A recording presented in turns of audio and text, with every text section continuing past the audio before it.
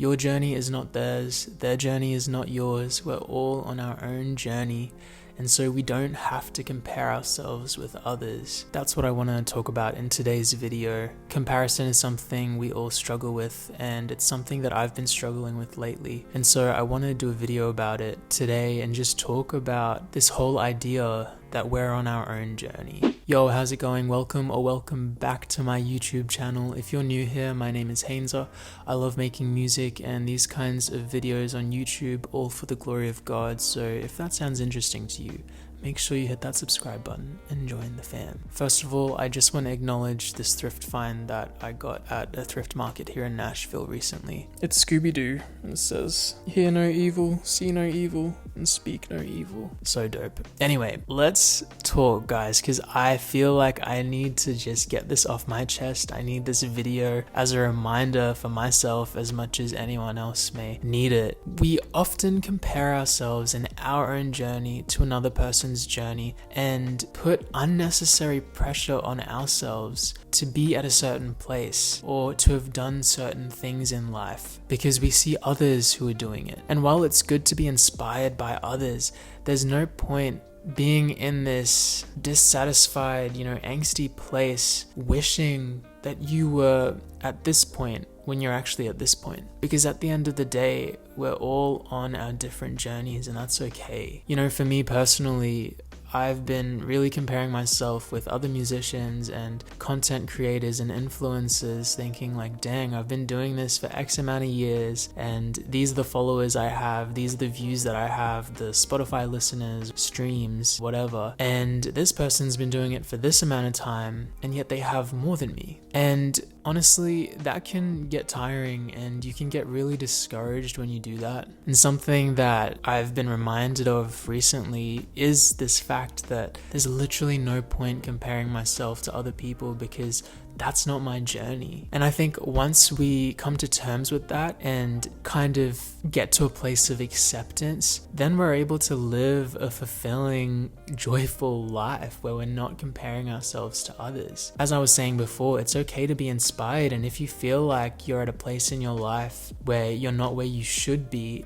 it's okay to feel motivated to, get to where you want to be. But there is so much that is out of our control when it comes to opportunity, and even with relationships. I know a lot of people are like, I thought I was going to be married at this age, and as someone who is married, I got married young when I was 20, and I honestly didn't think I was going to get married. Like in my teenage years, that was not something that I was planning on doing. Even as a kid, I thought maybe late 20s, but I remember thinking as a teenager, like I might not even get married. And yet here I am, and it kind of just happened, and it was out of my control. I fell in love with my wife. Here we are 3 years later, still married, praise God. But it's like other people might be comparing themselves to me, and maybe they did have this expectation that they wanted to get married young and then they didn't. And it can be tough. Like when you see someone else who has the journey that you thought you'd have, that can be soul crushing at times. You kind of have to grieve that. I guess this is, part of the stages of grief. Like acceptance is where you're going to find peace. And I think dwelling on where you're not and what you haven't done, what you don't have, will just keep you in this place of discouragement if you stay there and if you don't work through it and get to a place of acceptance. And it can also make you into a bitter person, and it can keep you stagnated and come in the way of you actually making progress and achieving goals or getting to where you want to be in life. And I know this might sound harsh to some of us, but I think it's a reality that's needed. You know what they say, comparison is the thief of joy, and I think that's so true. It's so cliche and it's an idiom that's used so much, but there is so much truth in that. And as a follower of Jesus, I think of verses like godliness with contentment is of great gain, or even like one of the 10 commandments, thou shalt not covet. I always say this, but coveting is one of the least talked about sins and one of the sins that we commit daily. And so we need God's grace, and there is grace for that. But what coveting is wishing that you had something that belongs to someone else, or a relationship that someone else has, or insert thing that you wish was yours. And I think it's also important to distinguish coveting and being inspired. I think they're two different things. Inspiration, you can be happy for a person, but coveting, it's like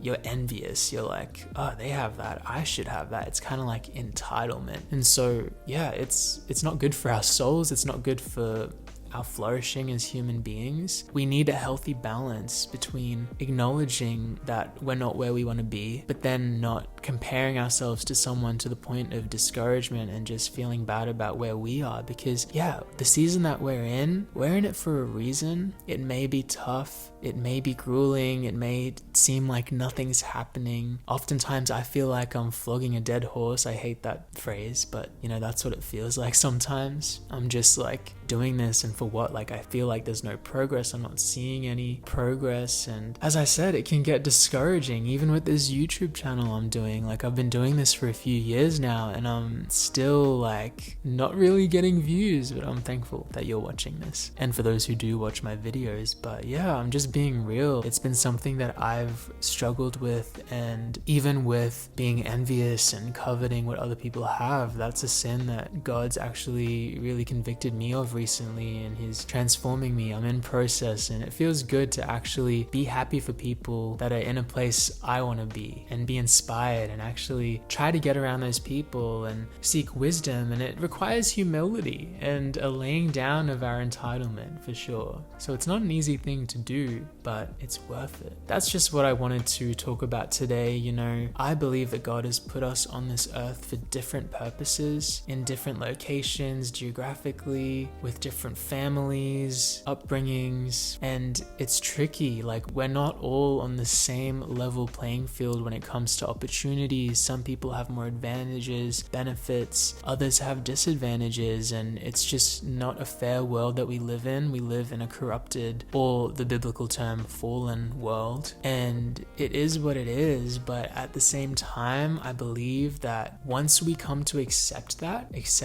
you know, we have a certain lot in life, with the opportunities available, with the advantages and disadvantages that we have, we can be more at peace and do what God has called us to do. And I'm not saying that, you know, if you're born into poverty, for example, or a low income family, that you're just meant to be in that. Like, the hurdles and disadvantages in our lives are opportunities for us to overcome. I'm not saying to limit what you can do and what God can do in your life. Dream big, have big goals, work hard towards those goals. But at the end of the day, know that the journey to get there is your journey, and someone else's journey to get where they were is different. It's completely different. And so there's really no point in envying their journey and wishing it was yours when it's just not. I'll end with this saying that my dad always used to say growing up in school. In primary school and even a bit of middle school, I used to get some C grades, which is like average, and I was really bummed about it. Obviously, I wanted the A's, and I used to think, oh, some people don't do that much homework and they still get A's, and I think I said that. And I remember my dad would say, well, if it takes you this amount of work to get there,